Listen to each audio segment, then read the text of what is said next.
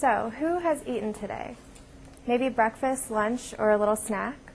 Because of the abundance of corner and convenience stores, and on campus especially, lunch trucks, most of us are not often at a loss for a quick bite or a meal should we need one, unless of course our wallets dictate otherwise.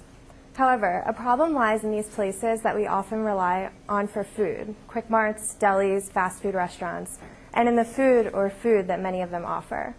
The problem is that our intake of processed foods as a country is only growing, along with the unhealthiness and the cost of the products. And for many people, especially those like us who live in cities, these manufactured goods are part of a daily diet. However, we are not to be faulted for our increased consumption of these foods, as cravings for processed foods are initiated by eating processed foods, and so on, like a vicious addictive cycle. Even though we technically have access to fresh foods, like places like Trader Joe's and Whole Foods have us thinking, eating fresh food should be good for your health and your wallet. And when the food is not grown local to where it's bought, the wallet part ceases to be true. Eating healthy and affordable food should be a human right, and urban agriculture is an extremely beneficial solution to this. About a year ago, I went to visit my best friend Sharon in Utah, where she goes to grad school, and she was involved in a project focused on bringing urban agriculture to Salt Lake City. I ended up helping her out at a few community events there, and once I looked deeper into the topic and actually got the hands-on experience of involvement in it, I found out what urban agriculture is all about, and I fell in love with the idea. Today, I am going to tell you what urban agriculture is, share the history of it in America, describe its benefits and importance, and explain how each of us can and should further integrate it into our city. First, I want to give you a general idea of what I'm talking about, so I'll let you know what urban agriculture is. By definition, urban agriculture is the practice of cultivating food in a village, town, or a city. So basically, it's growing food where a community of people lives and not in the countryside, which is known as rural agriculture. Many people think that urban agriculture is a new and exciting and maybe even trendy idea, but as Tom Philpott, who is the senior food and agriculture writer for GRIST Environmental Organization, explains, it's actually been around since the beginning of farming for over 10,000 years. And it's only new for those cities and places that still get their main food supply from outside of their environment. Urban agriculture wasn't really popular in the United States until the 1960s and 70s. The reason that it made such a big appearance at that time is because after the war, a lot of people moved to the suburbs, leading to severe urban decline, which left a lot of vacant residencies and companies. And to kind of solve the problem of this vacancy, the government was actually setting fire to these lots, completely trashing them. So the people that remained in the city decided that they were going to make something beautiful out of it, came together as a community and started turning them into gardens, which led to togetherness and fresh food. Urban agriculture has been growing in America ever since, and today its goal is to take the control of food away from the large-scale industries and bring it to the local market to benefit the urban poor. Now that we know what urban agriculture is and how it's developed in America over time, let's talk about all the good that it does. Jack Smith is known as the father of urban agriculture, and he notes that there are many benefits to it, but the key benefits are food security, food safety, health and environmental conservation, and economic benefits. Food security and food safety alone are beneficial enough. According to Sina Christian, who is a writer for earthisland.org, 14% of Americans experience food insecurity. That's 49 million people, mainly those who live in cities, who are unsure of where they're going to get their next meal.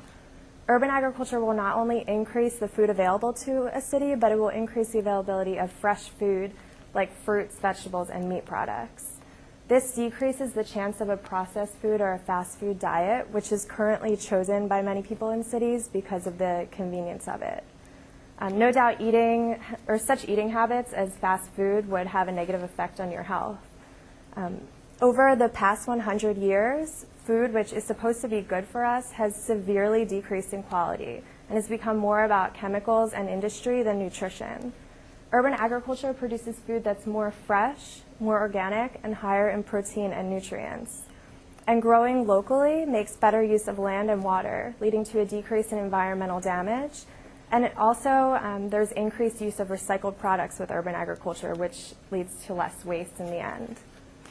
The best part is that this high-quality food, when grown locally and not rurally, doesn't have to come at a high cost because the transportation to the city is eliminated.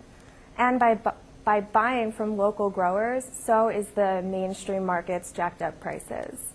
Philpott also notes that within cities, those supermarkets, which are a main resource to a lot of people, are pulling out of low-income areas, leaving people with no option but to purchase low-quality food at a high cost at corner and convenience stores and the likes.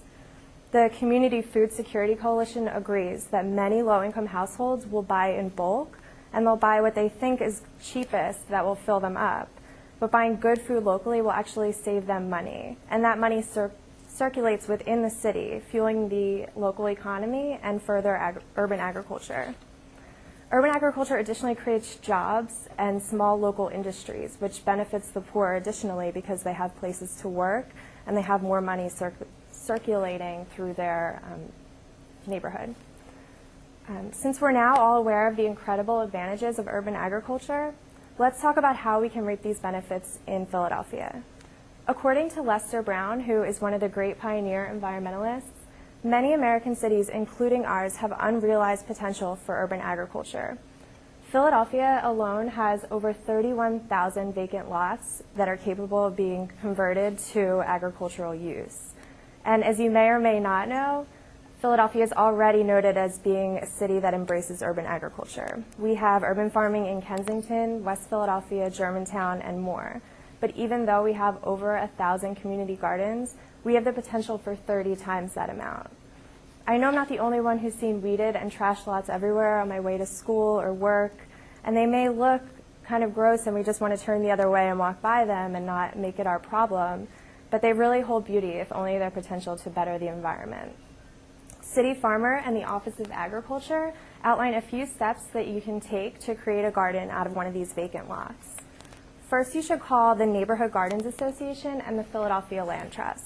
They can help you obtain permission to garden by either getting it from the city or from the landowner. You'll also need to get materials like fencing, soil, and tools. And to get these, you should solicit help from pre-existing groups for urban agriculture, such as the Philadelphia Green, and they can give you the most cost-efficient way and also recommend recycled products to use, like recycled lumber for fencing. They can also help you publicize your efforts to get more people involved and give you advice on how to organize everything. There are also various places around that will provide organic matter and compost at little to no cost to you, such as Fairmount Park Recycling Center. From there, it just takes planting, patience, and maintenance. The Environmental Protection Agency also mentions that you should consider benefiting anybody who wants to help you, such as your family, friends, neighbors, the elderly, or even school children, and make it fun for them. Maybe make wider paths for older people or benches, something fun for the kids so that they'll be active participants and help your garden grow and prosper. I know this sounds like a lot, but don't let the whole garden idea deter you because this can really be done next to anywhere, like on a rooftop, a windowsill, or even the dashboard of a parked car. We've now touched on urban agriculture's meaning and history, benefits and importance, and how we can make it more of a reality in our surroundings. As you've learned, the benefits in this case speak for themselves. All it takes from each of us is a bit of motivation. We don't have to place responsibility on ourselves because many campaigns for urban agriculture, like the Philadelphia Green, already exist in our city. And you can lend a hand in any way, big or small, that you'd like. You don't have to strap on overalls, grab a shovel, and go at it on your own, so don't worry about starting off on a huge scale. In fact, I encourage you to start small, like attending a planting event or just visiting a local garden to see if it's something that interests you. Even maintaining an awareness about this matter is more of a help than you know. We have the ability as people of this city to make a difference, and we just need to open our minds to it, and we've all got time to do that. So let's fight for food justice because any amount of local product will help our environment and the people in it.